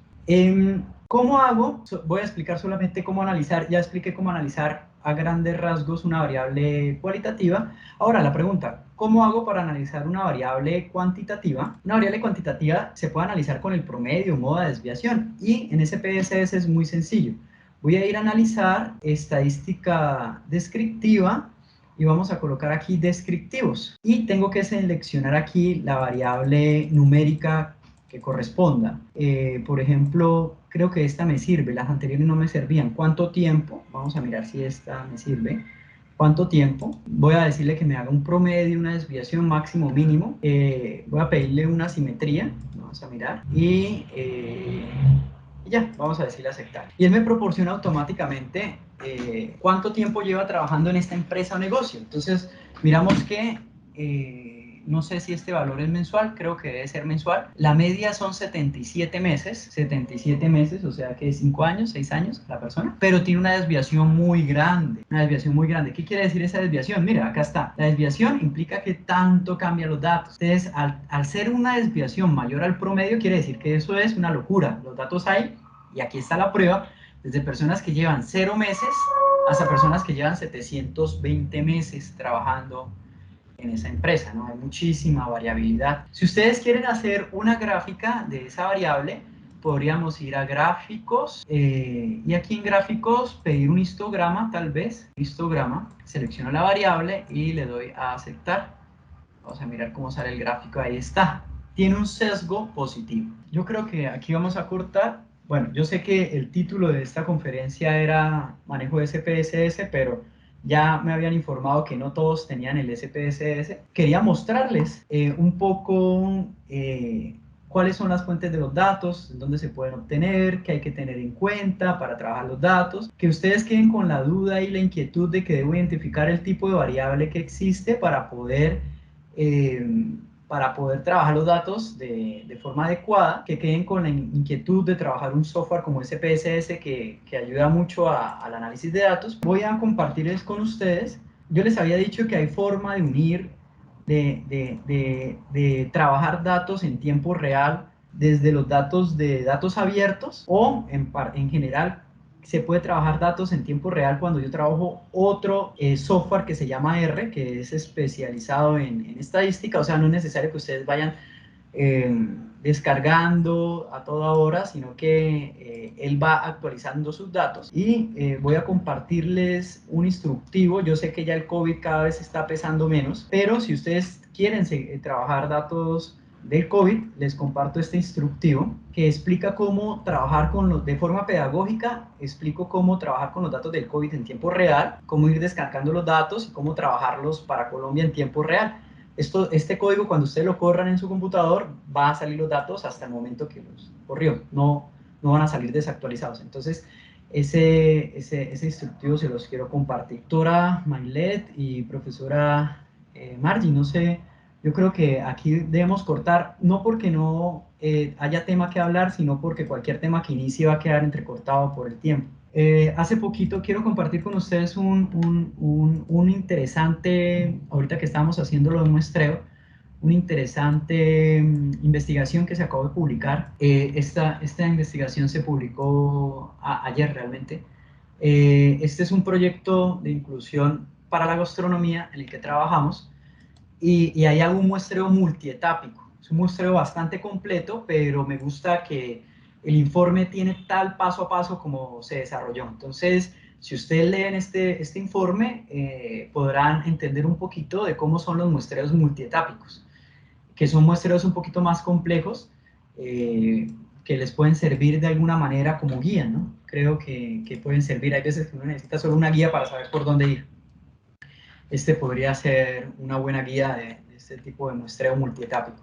Profe, no sé si su merced alcanza a ver la pregunta que Jairo puso en el chat. Sí. Sugerencias sobre qué aplicativo para la captura de datos primarios se puede usar y que mantenga los datos de variables para SPSS. Estás creando una encuesta. Ok. Para que con crear la encuesta que salgan los datos en SPSS, por así decirlo. ¿Sí? O sea, que tenga un formato en SPSS. Correcto, listo, perfecto, muy bien. No conozco ninguno, no sé si exista, puede ser que exista porque ahorita el cuento de las API y todo eso anda volando, y la verdad, mis fuertes R, no SPSS. Fui usuario de SPSS mucho tiempo al principio cuando comencé en esta historia de análisis de datos, pero no conozco una API. Yo lo haría manualmente, o sea, toca incluirlo, así como te digo, toca incluir en vista de variables, tú incluyes los datos, los importas, y en vista de variables toca configurar aquí la etiqueta y aquí los valores, declararles si son categóricas, decir, el valor 1 corresponde a víctima tierras, y le das a añadir. O sea, en conclusión, toca hacerlo a mano hasta mi conocimiento, ¿sí? Seguramente con todo lo que ha avanzado SPSS, de pronto haya una API que te convierta esto directamente, ¿no? Pero no, yo no lo conozco. Es una muy buena pregunta. Seguramente si pregunto por ahí a algunos amigos que manejen más, voy a hacer la pregunta y si llego a encontrarla, se la paso a la profesora Margie para que ustedes lo tengan en cuenta, ¿sí? No, yo no sé la respuesta, no conozco la respuesta. Muestreo y análisis descriptivo SPSS por Henry Sebastián Rangel Quiñones.